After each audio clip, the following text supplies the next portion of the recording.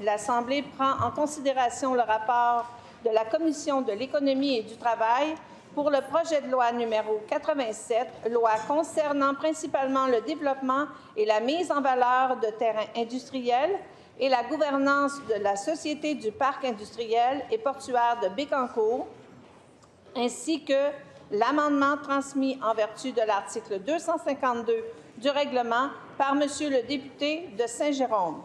Cet amendement est déclaré recevable. Y a-t-il des interventions sur ce rapport ainsi que sur l'amendement? Monsieur le ministre, la parole est à vous.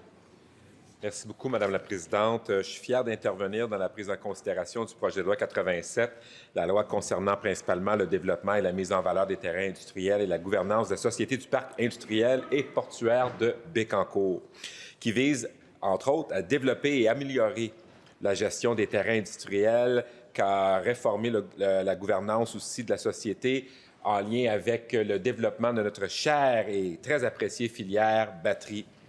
L'objectif est de permettre à la SPIB de répondre aux besoins grandissants des entreprises en agrandissant le parc industriel de Bécancour, notamment en lien avec la zone d'innovation dans la vallée de la transition énergétique et la filière batterie qui continue de connaître une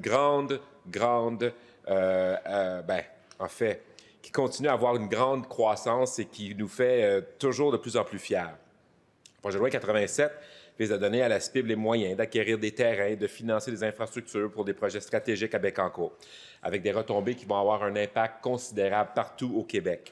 Il propose des ajustements à la gouvernance de la SPIB pour se conformer à la loi de la gouvernance des sociétés d'État, élargir son territoire, notamment en incluant le parc industriel Laprade, qui permettra à la SPIB d'accueillir des PME et qui profiteront aussi à des retombées importantes pour la filière batterie. Le projet de loi aussi prévoit plusieurs nouveaux pouvoirs pour la SPIB, incluant l'acquisition des terrains industriels, la participation au financement d'infrastructures publiques et l'exercice d'un droit de préemption sur certains terrains, ce qui va nous aider à éviter la spéculation.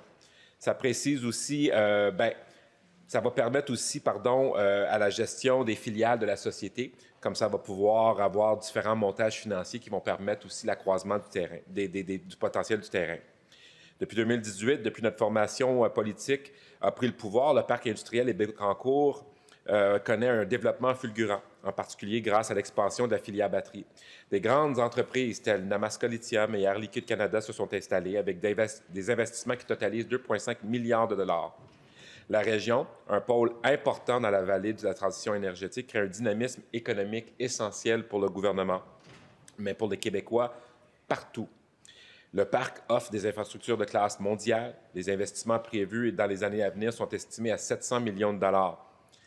Madame la Présidente, je voudrais souligner le travail de toute l'équipe du ministère de l'Économie et de mes collègues qui ont siégé sur la commission, même le collègue de l'opposition avec qui on a eu le plaisir d'avoir des échanges fructueux et constructifs. Je me permets aussi de remercier mon collègue, le très apprécié député de Nicolas Bécancour, qui a su beaucoup nous aider, Madame la Présidente. Le collègue de Nicolas Bécancour, qui a, bien sûr, à cœur sa belle région, son beau comté, mais aussi tout ce qu'on essaie de faire avec la filière batterie a été d'une aide précieuse, d'une contribution exceptionnelle, mais aussi d'un leadership, ma foi, enviable.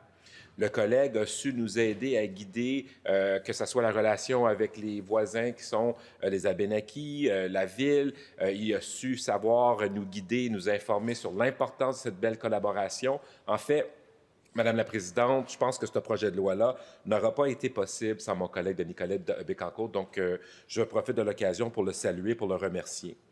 Donc, c'est un projet de loi qui était vraiment important, tant attendu, et qui a reçu une bonne collaboration, comme je l'ai dit tantôt, de les oppositions. Je les remercie pour leur contribution également.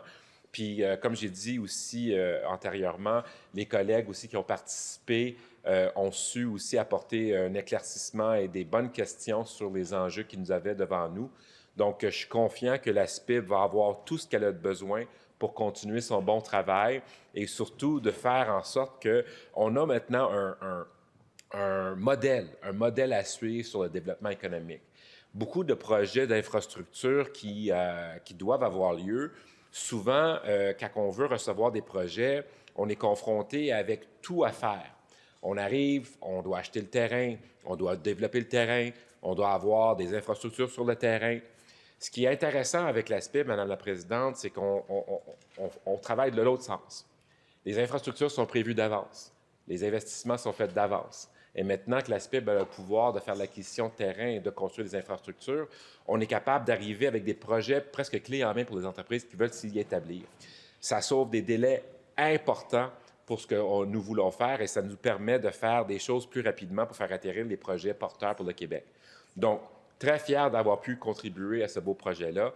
Je me permettrais aussi, avant de terminer, Madame la Présidente, de dire un gros merci aux équipes du ministère de l'Économie, de l'Innovation et de l'Énergie, sans qui, écoutez, être bien appuyé et bien épaulé, ça compte pour beaucoup et je les apprécie beaucoup. Je les remercie, je les salue de passage. Donc, merci beaucoup, Madame la Présidente. Au plaisir de vous peut-être recevoir à la SPIB un jour, de voir les beaux projets de la vallée, dans la vallée de la transition énergétique. C'est vraiment de quoi avoir. Je vous invite, si vous avez la chance, à y aller. D'ailleurs, j'invite tous les Québécois à aller voir les grands projets qui se font là, qui sont vraiment porteurs d'avenir. Alors, merci, Madame la Présidente.